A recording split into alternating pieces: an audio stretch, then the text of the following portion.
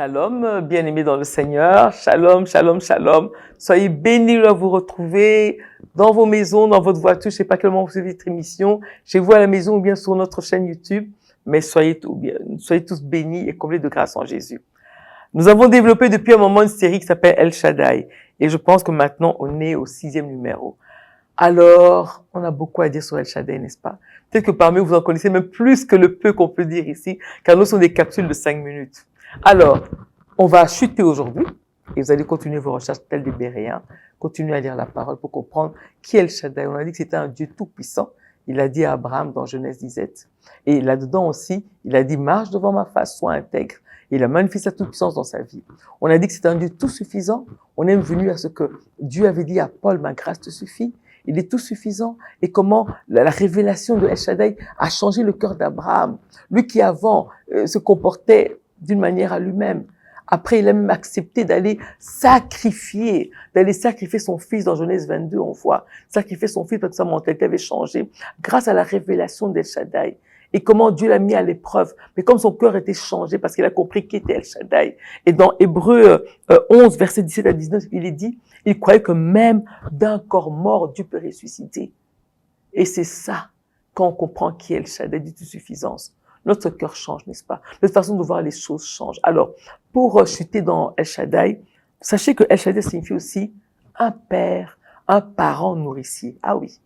Si vous, dans mes recherches, on a commencé à chercher, on a regardé, El Shaddai signifie aussi un parent nourricier.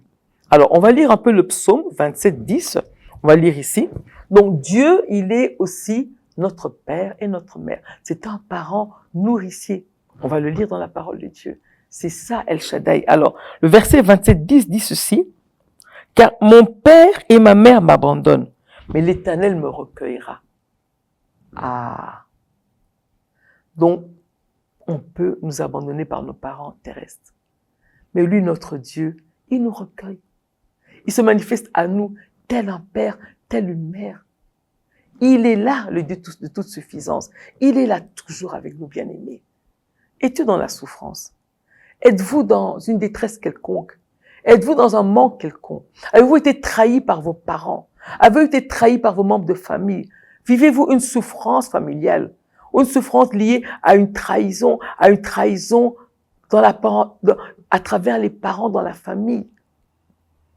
Sachez que le Dieu de toute suffisance, il est là avec nous, avec vous. Il vous connaît depuis le sein de votre mère. Il est là avec vous. Avez-vous été chassé de la famille?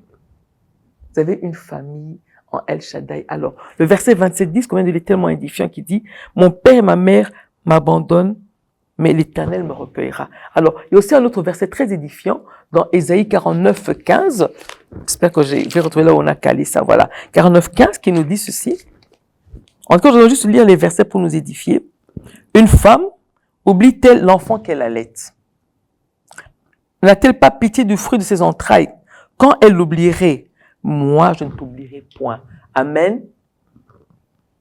Notre Père Céleste ne peut jamais nous oublier. El Shaddai ne peut jamais nous oublier. Il est tel une mère avec nous.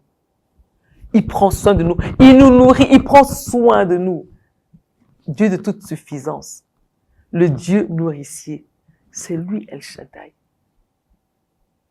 Si vous avez été trahi par vos parents, sachez qu'il est là.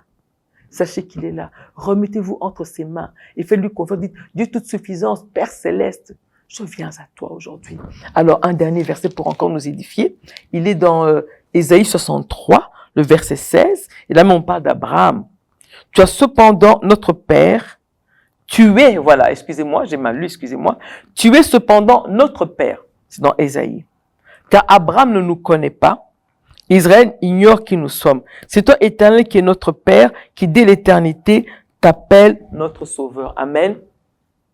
Voilà. Le Dieu de toute suffisance qui s'est révélé à Abraham.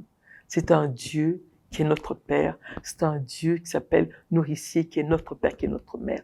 Il nous nourrit, bien-aimés. Il nous nourrit chaque jour. On a eu des trahisons en famille, reposez-vous en lui.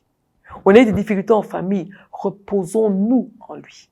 Je me mets là-dedans, nous tous, parce que comme j'ai toujours dit, quand on vient parler ici, c'est pas pour vous, c'est pour nous tous, on est tous concernés. On a eu des trahisons, reposons-nous en lui. Faisons-lui confiance. Donnons-lui notre cœur, notre vie. Si on n'a pas encore fait aujourd'hui, donnez votre cœur à El Shaddai. Apaisez-vous en El Shaddai. Reposez-vous en El Shaddai. Et relevez-vous en El Shaddai, qui est notre parent, qui ne nous a jamais abandonnés. Il est le Dieu tout-puissant, il est le Dieu toute suffisance. Il est notre nourricier, notre père, notre mère. C'est ça, El Shaddai. Vous vous sentez des fois seul. Moi, ça m'arrive des fois. Je me sens seul. Des fois, je me sens seul. Des fois, on peut se sentir un peu seul. Mais quand on se sent seul, qu'on sache qu'on n'est pas seul. Car celui qui met fin à la solitude, celui qui est toujours avec nous, il a dit que lui ne va jamais nous abandonner. Il s'appelle El Shaddai, il est notre Père Céleste. Il est là dans nos vies aujourd'hui en Jésus. Donc, on lui fait confiance, on s'abandonne en lui. Et sachez que si vous êtes blessé quelque part, il va guérir vos blessures. Vous avez été déçu, il va bander les plaies de votre cœur. Amen. Il s'appelle El Shaddai. Faisons-lui confiance, aimons-le encore davantage. Abandonnons-nous à lui. Bien-aimés, soyez bénis et encore à la prochaine au nom de Jésus. Amen.